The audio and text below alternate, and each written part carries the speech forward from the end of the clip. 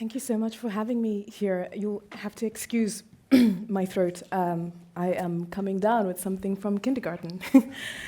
It's really a privilege, as Indy said, to be able to share the work that we are developing at Faber Futures with you here today, not least because it has felt, I think, for many years that we have been operating on the edge and in the wilderness. I have a background in architecture, and I didn't follow through, and in material futures, and I've been sort of trying to fuse this disciplinary sort of inquiry into an emerging field of design called biodesign. And really it's catapulted by the emergence of biotechnology and what it affords us in the context of new materials and processes that allow us to divest from fossil fuels.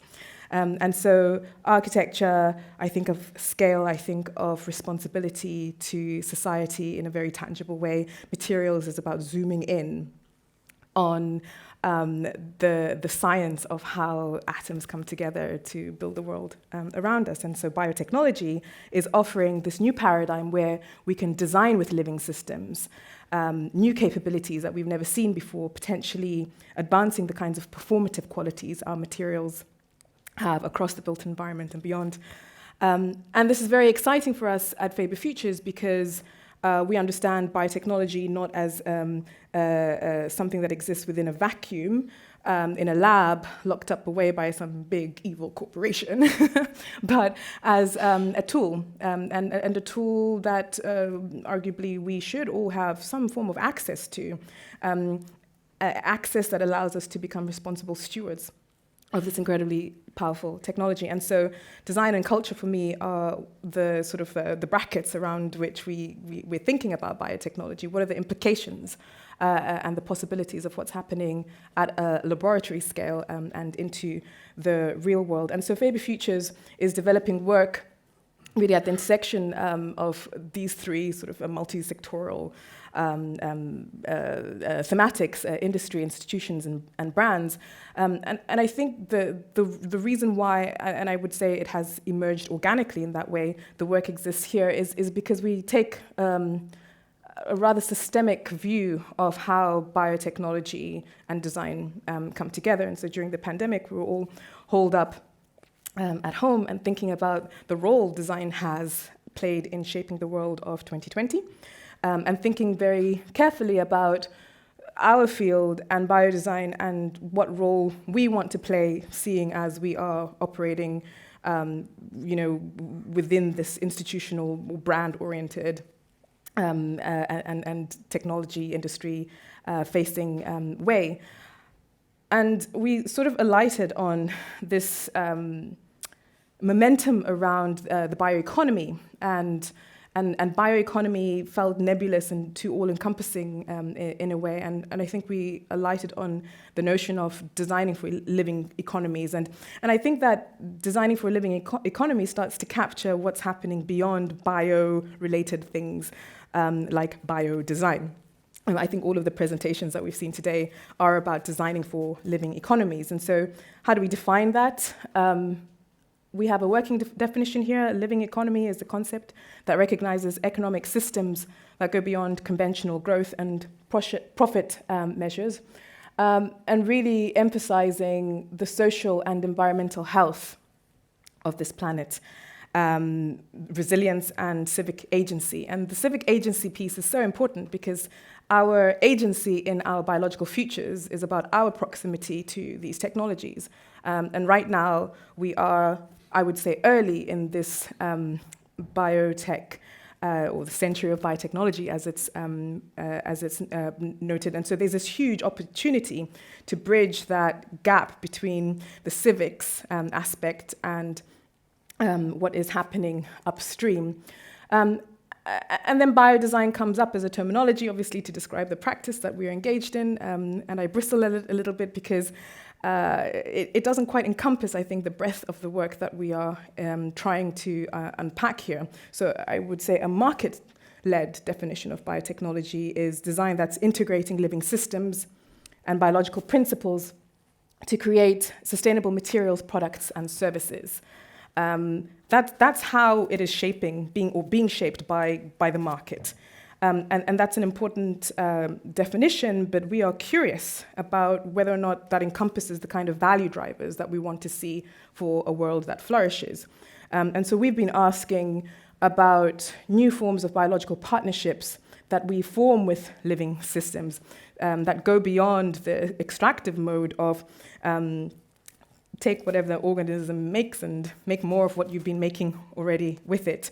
And start to see this as a unique opportunity to just build from scratch an entirely new paradigm of our relationship with the living world as mediated by materiality. And so starting with living organisms and asking the question about what their agency is, their context, and how we partner with them, but in service of organism-centered, system-led products, and products that rely on supply chains. And if supply chains are a system of relations, what kind of relations do we want to form with stakeholders? What kind of a world are we creating through these supply chains? What new forms of community can we engender with these supply chains? And what distribution models for biotechnology that doesn't want to be contained emerge out of understanding the community aspect? And a community aspect, I think, that goes beyond the non-human. And then finally, how does this interact with culture? How do we create a bioeconomy, living economy, whatever you want to say, that actually facilitates empowered access to not just biotech-enabled goods and services, but actually the means to produce with biotechnology itself. And just for the avoidance of doubt, for the most part, at some point, you need fermentation when you're working with biological systems. And so at least we know how to do that. We've been fermenting beer and wine for as long as we have been on this planet. And so there are already distribution models for the bioeconomy as mediated by biotechnology that already exists. It's just that's not necessarily how we're seeing on the market side industries consolidate their scale-up initiatives. And so with our partners at Ginkgo Bioworks, I'm just going to pause this for 1 second. We have been developing, if you like, a working prototype to actually bring some of those, I don't want to call them values just yet, but considerations into play. We wanted to prototype new models for trying to integrate all of these dynamics into the design of living systems.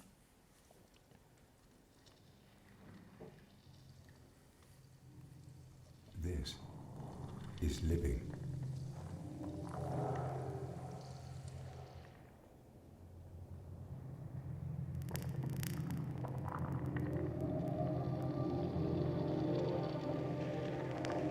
The mother cell divides and divides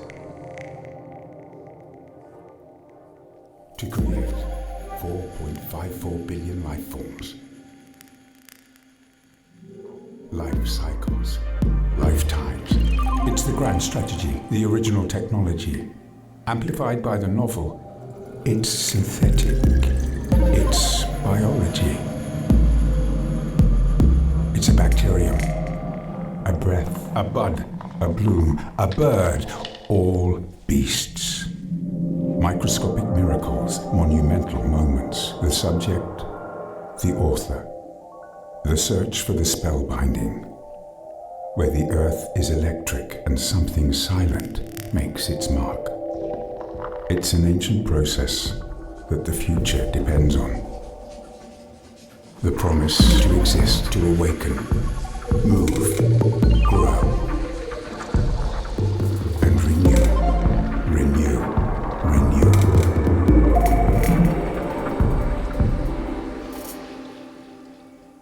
This is living. Normal phenomena of life.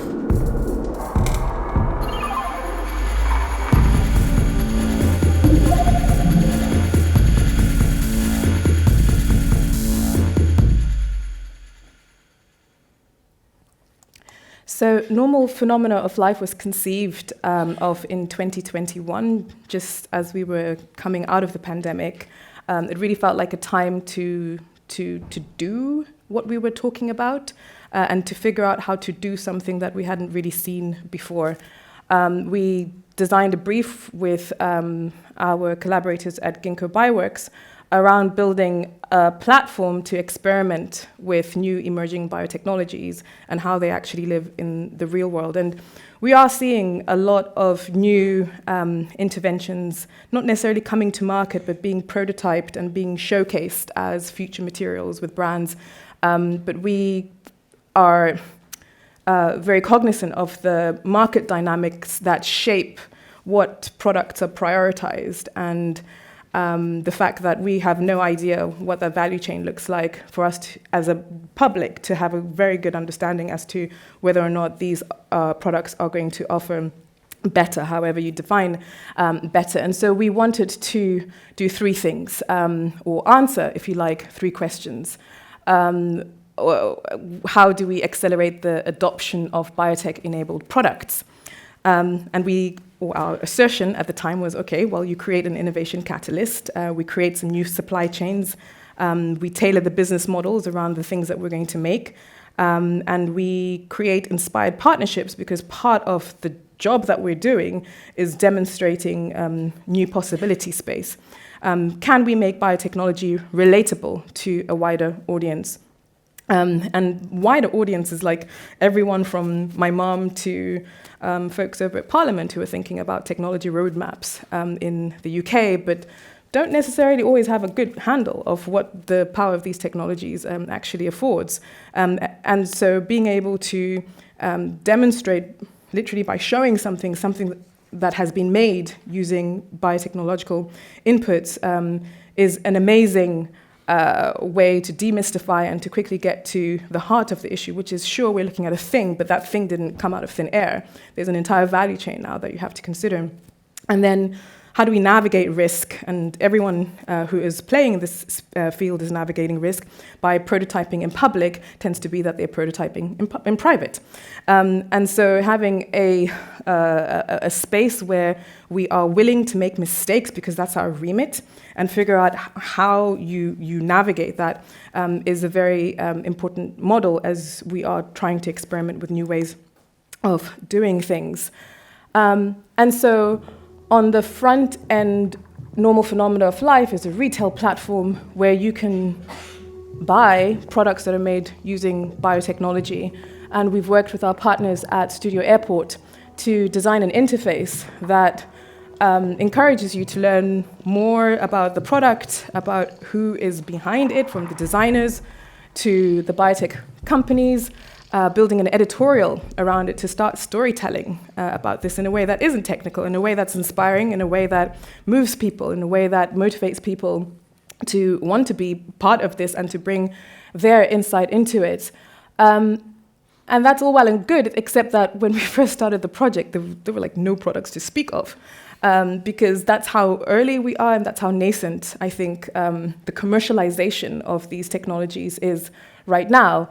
And so part of our remit at Faber Futures was to make the products. So we're building a platform in parallel with trying to make some biotech-enabled products with willing partners, of which there were few, because it turns out that still not everybody understands the value of design in this field. And so we understood implicitly that we needed to become our own guinea pigs using our own biotech around microbial dyes to showcase to people what we meant about good design, because it turns out that's a subjective notion, right?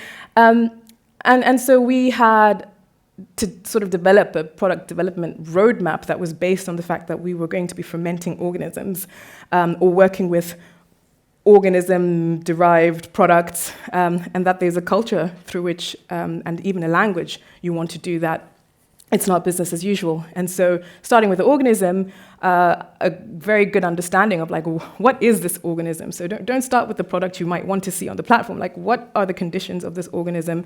What affordances is it capable of providing, and in what context can it manifest? What materials is this organism enabling? And for us, this is a very interesting space because we are mapping out the entire field and discovering for ourselves at what technology readiness level different biotech companies are to be able to work with in the moment. What craft do the materials lend them to? Craft is a very important aspect of the work that we're doing because we feel like that's where the valorization of the material really comes into being, and where that connection between the folks who are going to use these products and as art really starts to concretize what's at stake in a way that ignoring craft will lead to. And then only then are we able to generate a design brief. And part of our emphasis is that we want to make products that enable us all to be activists in this space in some shape or form. And so this notion of what actions the product inspire became really interesting because the use case was starting to be led, by the time you get to the technical efficacies of the material, by the kinds of behaviors we wanted to enact in society through the products.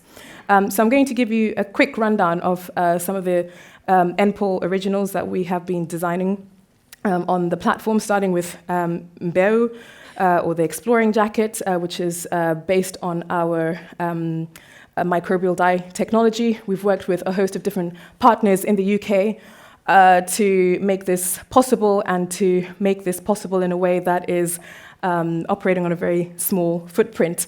Anyone familiar with the work will know that we are working with a soil-derived microbe that produces pigment. We work with it to dye textiles for a water-efficient dye finish that does not create any toxins, which is an amazing thing to see happening at the same time within the context of textile dyeing.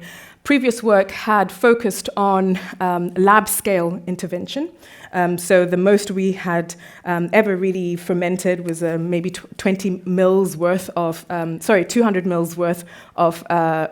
broth and bacteria, and that could generate 5 meters of textiles. But we wanted to move it into industrial scale territory. And so this beautiful little glass jar over there is called a bioreactor, and a major milestone for us through this project was to move that 200 mil into a 5-liter bioreactor. By the time you can demonstrate that the technology works in that context, then you're demonstrating that it can scale. And we're really interested in the fact that scale doesn't need to mean 500 liters, but that it could be 5 liters. If we're operating within a distributed model, what kind of affordances does that give us? Who then has access to this technology in a way that infrastructure would otherwise demand? And so we've created the Explorer Jacket with that 5-liter ferment, 24 meters worth of fabric, enough for just 4 jackets. And that was it. That was the experiment. We had one try to get it right. And fortunately for us, the microbes fermented and dyed the textiles, and we could then bring this jacket to market. This is one of my favorite parts of the jacket. It's the label, because by the time you're putting a label in something, you have hopefully accounted for its impact, and you are very confident about the claims that you are making. And to be able to bring it to market in this way, for me, is a very special moment, because we had made lots of different prototypes of this process before that live in museums. This transitioning into a market space is a very different kettle of fish. And then we've worked with Living Ink, who are an US-based company making black ink using algae.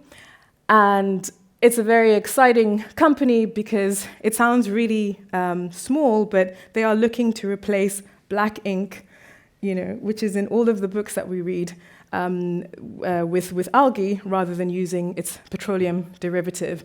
When we talk about divesting from fossil fuels, we're talking about material divestment as well.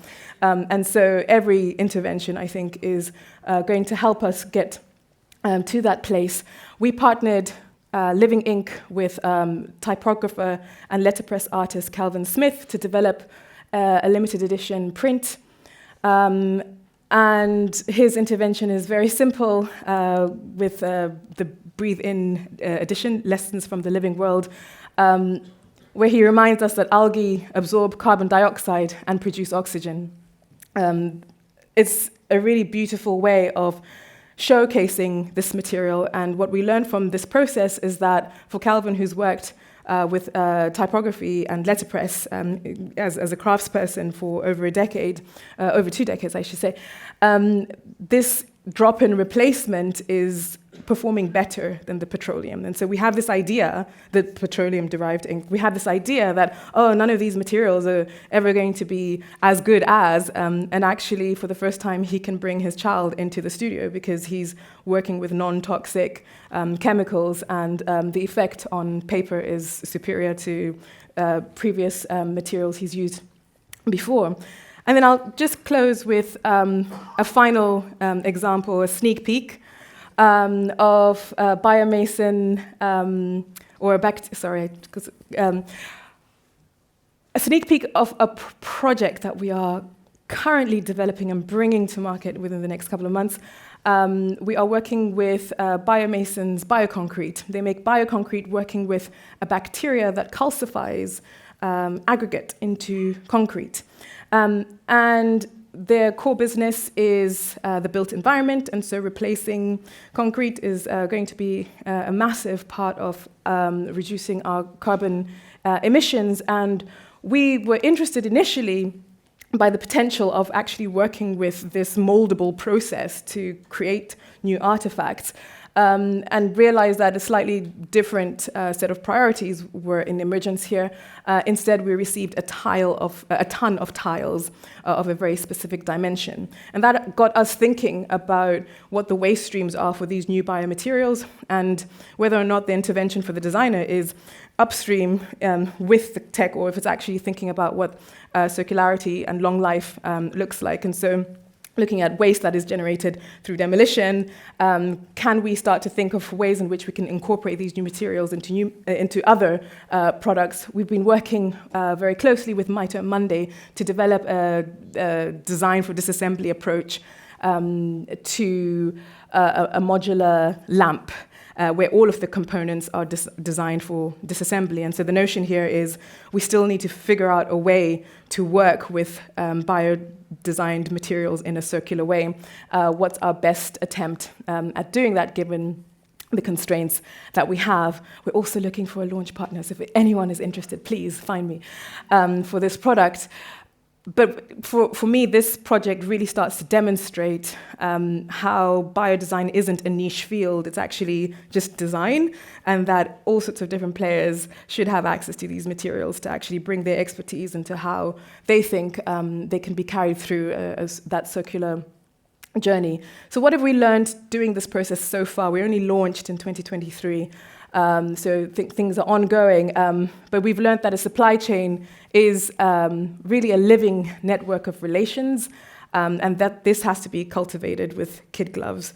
We've learned that you should show, not tell, because it gets decisions made quicker, and we don't have time to waste. We also learned that once the novelty of a technology, any technology, wears off, then really the focus becomes on the value that it brings. And so a focus on the biotech for biotech's sake is just not going to be enough for us to normalize this approach. Our project stakeholders are growing and are pretty wide. I'm really proud that through this project we've been able to bring together a whole bunch of different people who would otherwise not interface. And finally, I'll just end by thanking my team, who are incredible and are the reason why this work can exist in the way that it does. So thank you.